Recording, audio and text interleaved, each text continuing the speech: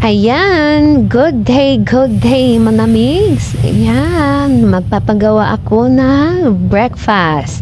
Ayan, gumagawa na siya, yung tagaluto namin. Ang pinapagawa ko, dusa. Yan, napakasarap kaya yan. Gustong gusto ko yan, lalo na kapag, ano siya, crunchy. Ayan, yan ang, paano siya gawin, ganyan siya. So, I wish na marunong akong gumawa niyan, kaso ang hirap. Kaya dapat tamang-tama talaga kasi nga pag makapal, hindi crunchy. Gusto ko ba? Ayan, tapos, ayan yung parang, iwan ko niyan, parang basta yun yung pangalan niya, dosa, ata.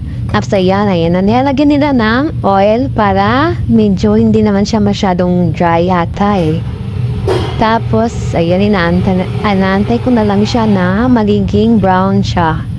Tapos, ayan, habang ninaantay, ayan, papakita ko yung isang ready na.